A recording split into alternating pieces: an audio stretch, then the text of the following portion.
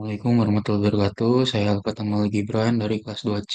Di sini saya akan mengerjakan praktik pengganti komunikasi bisnis minggu kedua oleh Bu Ina.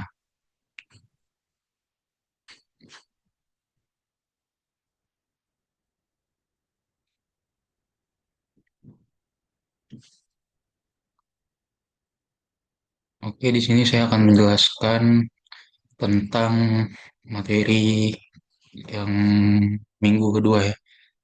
Jadi di sini ada menjelaskan tentang komunikasi dalam organisasi. Di sini di slide kedua ada pentingnya komunikasi dengan jelas.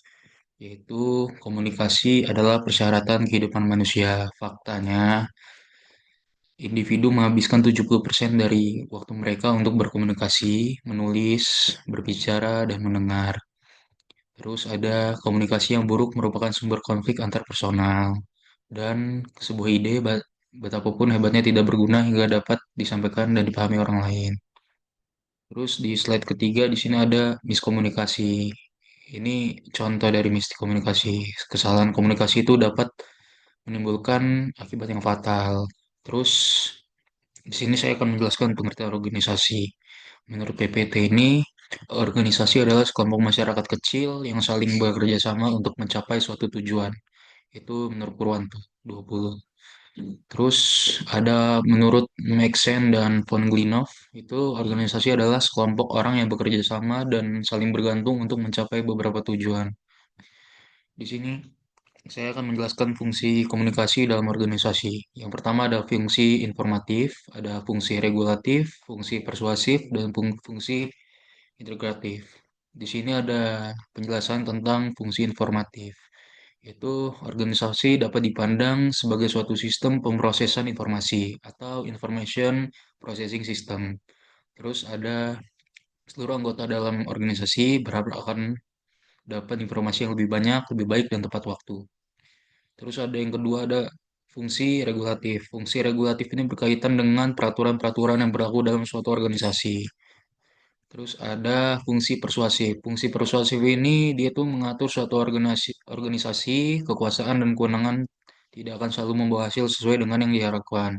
Banyak pimpinan yang lebih suka untuk mempersuasi bawahannya daripada memberi perintah. Terus yang keempat ada fungsi integratif. Fungsi integratif itu setiap organisasi berusaha menyediakan saluran yang memungkinkan karyawan dapat melaksanakan tugas dan pekerjaan dengan baik. Terus di sini ada penjelasan tentang gaya komunikasi atau communication style. Ini dapat diartikan sebagai seperangkat perilaku antar pribadi yang terspesialisasi yang digunakan dalam suatu tertentu atau a specialist set of interpersonal behavior that are used in a given situation.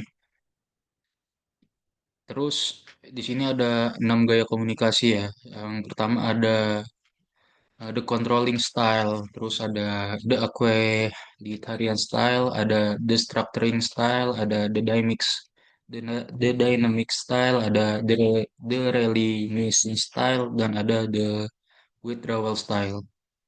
Jadi saya akan menjelaskan yang pertama itu ada the controlling style. Menurut PPT di sini, the controlling style itu gaya komunikasi bersifat mengendalikan, ditandai dengan adanya satu kehendak untuk membatasi, memaksa, dan mengatur perilaku, pikiran, dan tanggapan orang lain.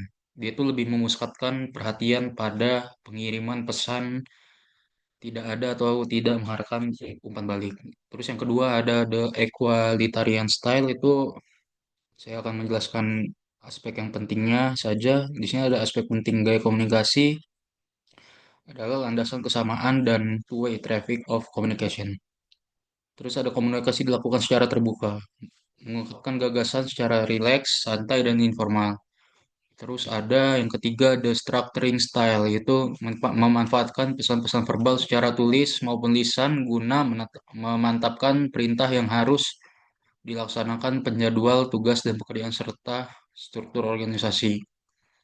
Habis itu ada the dynamic style, itu gaya komunikasi dinamis memiliki kecenderungan agresif karena pengirim pesan memahami bahwa lingkungan pekerjaannya berorientasi pada tindakan atau action oriented.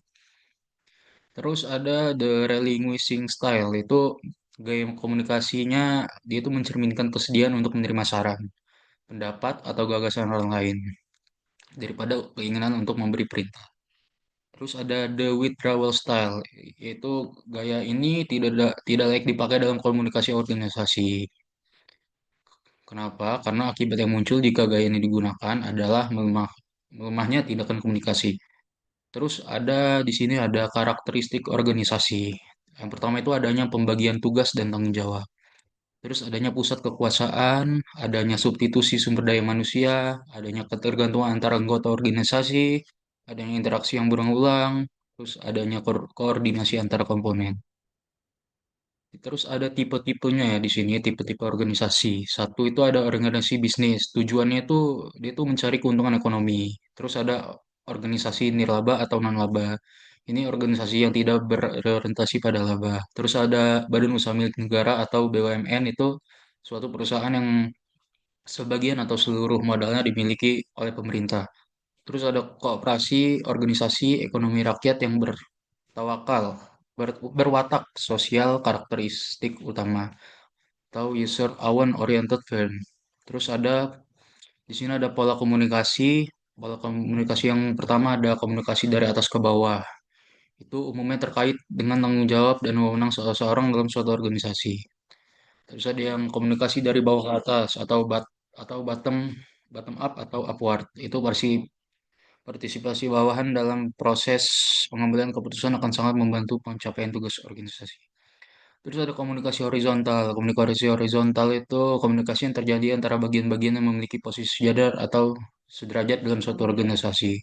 Terus ada komunikasi diagonal. Itu melibatkan komunikasi antara dua tingkat level organisasi yang berbeda.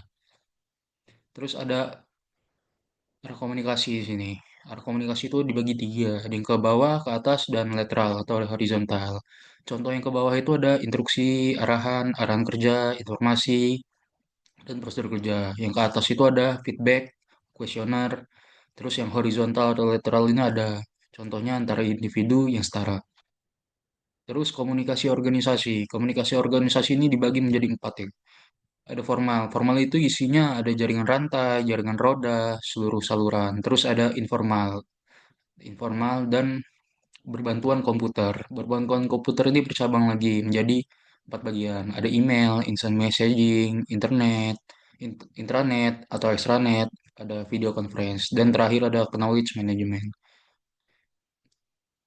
Terus ada kriteria memilih metode penyampaian informasi kepada pegawai. Ada satu, ada ketersediaan informasi, dua ada biaya, tiga ada pengaruh, empat ada relevansi, lima ada respon, dan enam ada keahlian.